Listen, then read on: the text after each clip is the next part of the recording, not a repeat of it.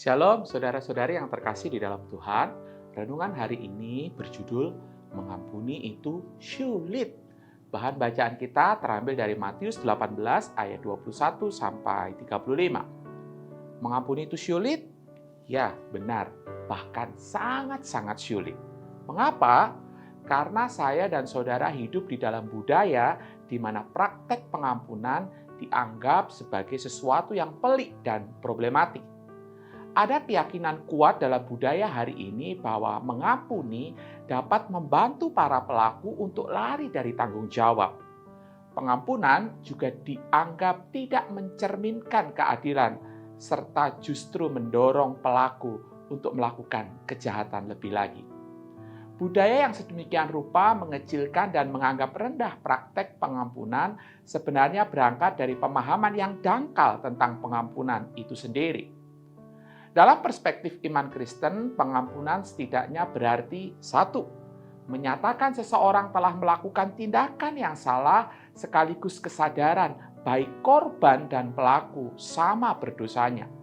Dua, melepaskan hak untuk menagih tanggungan karena diri sendiri sudah menanggung tanggungan tersebut dengan tidak menuntut balas.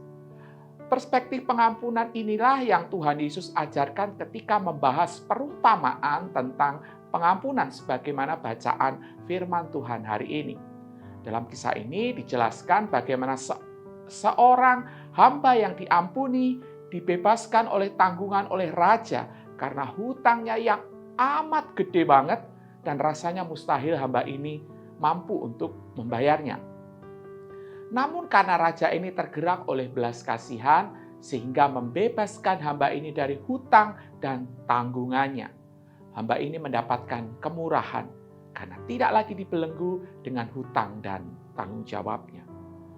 Namun cerita tidak berhenti di situ karena si hamba yang sudah mendapat kemurahan ini justru membuat sulit temannya yang berhutang kepadanya. Apa yang Yesus ceritakan dalam bagian ini menjadi autokritik bagi pendengarnya maupun juga pembacanya pada masa sekarang, di mana seringkali terjadi kegagalan dalam mengkaitkan dimensi pengampunan yang Allah berikan dengan bagaimana seharusnya pengampunan kepada sesama itu dipraktekkan.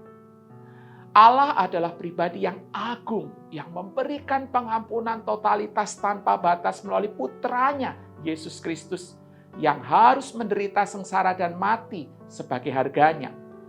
Kalau saudara sudah menerima semuanya itu, masakan saudara akan berkata, Tuhan, itu terlalu sulit bagiku untuk melakukan hal yang sama kepada sesamaku. What? Kalau saudara gagal untuk mengampuni orang yang bersalah kepada saudara, maka mintalah Tuhan Yesus untuk memeriksa dan mengubah hati saudara. Mengampuni itu sulit, karena untuk mempraktekannya, saudara harus menyelam dan tenggelam dalam pengampunan yang Allah limpahkan melalui Yesus Kristus. Amin.